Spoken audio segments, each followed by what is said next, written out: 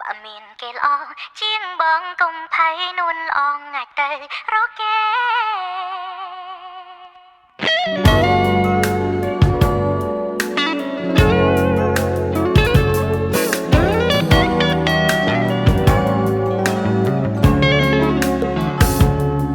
ស្គាល់អូនមានបំណងសាងអនាគតគិតរឿងថ្ងៃមុខចង់នាំយកក្តីសុខជូនថ្លៃដឹងច្បាស់ថារូបអូនសំខាន់តែប្រាក់ខែប៉ុនបងមិនសមចរណៃ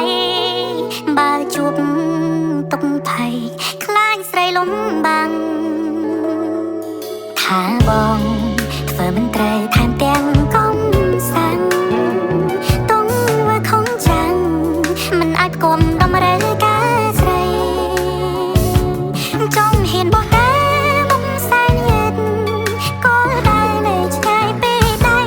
មានចិត្តភក្តីតែមិនមែនអ្វីដែលខ្លាយសំទទួលបើមានគេល្អជាងបងកុំភ័យនួនល្អងងាយទៅរកគេដឹងសភាពខ្លួនដែរឈោងចាប់ក្តីស្នេហ៍មិនចេះលោកលៃអូនសំឡឹងឃើញឆ្ងាយហើយបងក៏ដឹងអូនខ្វល់អនាគតថ្លៃគ្មានអ្វីប្រាកដបានតែសំដីក្នុងពេលដូចបងមិនសមតម្លៃចរណៃក្បែរទេក្បែរគ្នាជាច្រើនឆ្នាំក៏ហួសកន់ឡងក្រ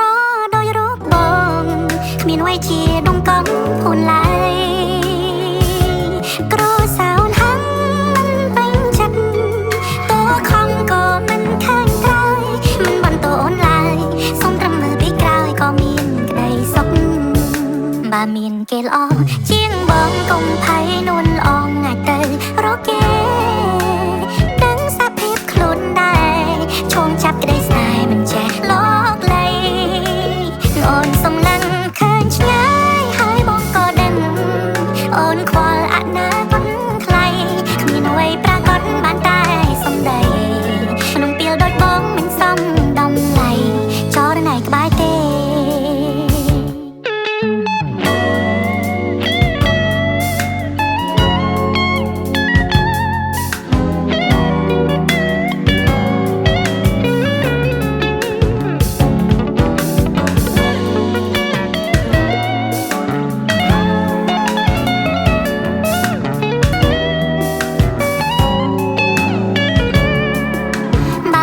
គេល្អជាងបងកុំភ័យនួនល្អងងាយទៅរកគេ